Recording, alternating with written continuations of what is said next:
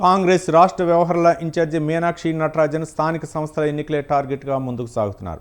తెలంగాణ ఇన్ఛార్జిగా బాధ్యతలు చేపట్టి నుంచి మీనాక్షి తనదైన శైలిలో అడుగులు వేస్తున్నారు. పార్టీని మరింతగా బలోపేతం చేసేందుకు వ్యూహాత్మకంగా వెళుతున్నారు. దీనిలో భాగంగానే నేతలతో వరుసగా భేటీలకు ప్లాన్ చేశారు. ఎమ్మెల్సీ ఎన్నికలు ముగియటంతోనే ఆమె స్థానిక సంస్థలపై దృష్టి సారించారు. నిన్న గాంధీ భవన్లో టీపీసీసీ అధ్యక్షుడు మహేష్ కుమార్ గౌడ్ అధ్యక్షతన పార్లమెంట్ సెగ్మెంట్ల వారీగా సమీక్ష నిర్వహిస్తున్నారు.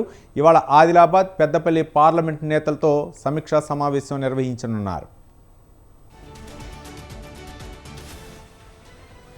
నిన్న జరిగిన మెదక్, మల్కాజ్గిరి పార్లమెంటరీ నియోజకవర్గాల నేతలతో మీనాక్షి నటరాజన్ సమీక్షా సమావేశం నిర్వహించారు. మంత్రులు దామోదర రాజనరసింహ, కొండా సురేఖ నేతలతో కలిసి రివ్యూ నిర్వహించారు. ఈ సందర్భంగా మీనాక్షి నియోజకవర్గాల్లోని ఎమ్మెల్యేలు, ఎమ్మెల్సీలు, డీసీసీ అధ్యక్షులు, పోటీ చేసిన అభ్యర్థులు, కాంగ్రెస్ అనుబంధ సంఘాల చైర్మన్లు, ప్రజాప్రతినిధులు, ఇతర లీడర్ల నుంచి స్వయంగా అభిప్రాయాలను తీసుకున్నారు.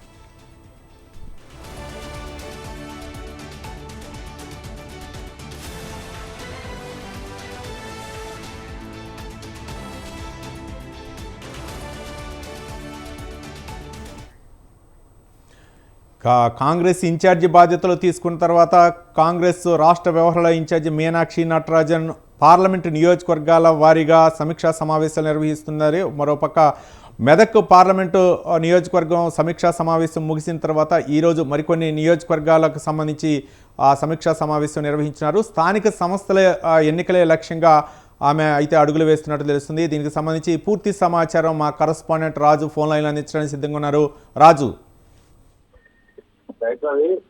ఏఐసీసీ తెలంగాణ రాష్ట్ర అటు మీనాక్షి నటరాజన్ పదవి బాధ్యతలు తీసుకున్న వెంటనే కూడా ఒక రాష్ట్ర స్థాయి, విస్తృత స్థాయి టీపీసీ సమావేశం ఏర్పాటు చేసింది.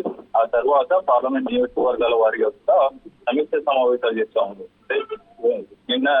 నిన్నటి మెదక్ పార్లమెంట్ నియోజకవర్గ ముఖ్య నేతలతో సమావేశమయ్యారు. ఆ తర్వాత సాయంత్రం 5 గంటలకు మల్కాజ్గిరి పార్లమెంట్ నియోజకవర్గ ముఖ్య నేతలతో కూడా భేటీ అయినటువంటి పరిస్థితి ఉంది.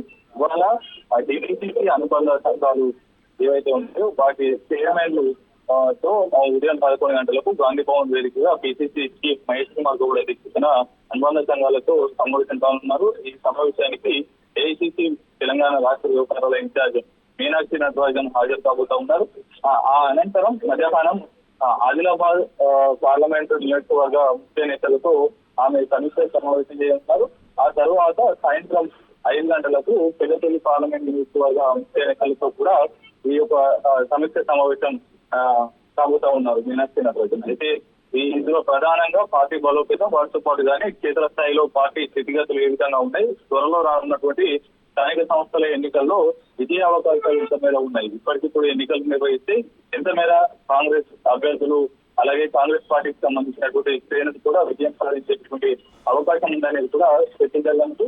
అయితే ఇవాళ ఉదయం 11 గంటలు గాంధీ భవన్ వేదికగా జరగబోయేటువంటి టీపీసీసీ చీఫ్ అధ్యక్షతన అనుబంధ సంఘాల నేతలతో, చైర్మన్లతో ఈ యొక్క సమావేశం జరగనుంది. అయితే ఇప్పటి వరకు నూతన కార్యవర్గం పూర్తి కాలేదు కాబట్టి గత కార్యవర్గంలో ఉన్నటువంటి అనుబంధ సంఘాల చైర్మన్లతో ఈ సమావేశం జరగనుంది.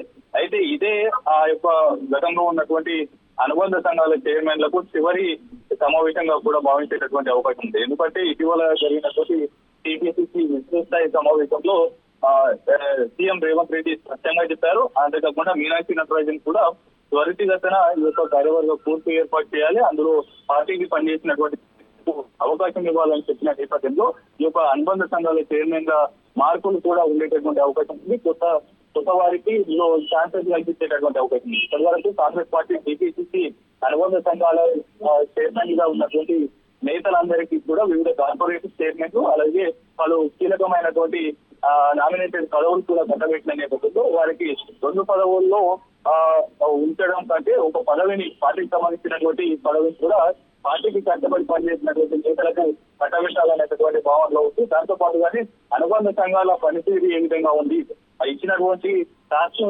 పర్ఫెక్ట్ గా కంప్లీట్ చేస్తున్నారా లేదా, ప్రభుత్వం తీసుకుంటున్నటువంటి వివిధ శాఖలకు సంబంధించినటువంటి అంశాన్ని క్షేత్రస్థాయిలో ఉన్నటువంటి ప్రజలకు వివరించేటటువంటి ప్రయత్నం చేస్తున్నారా లేదా, క్షేత్రస్థాయిలో జిల్లా, మండల అలాగే రాష్ట్ర స్థాయి అనుబంధ సంఘాల పరిస్థితి ఏ విధంగా ఉందనేది కూడా ఆమె తెలుసుకునేటటువంటి ఆరాధించేటటువంటి అవకాశం అయితే స్పష్టంగా కనిపిస్తూ ఉంది. Right, thank you Raju.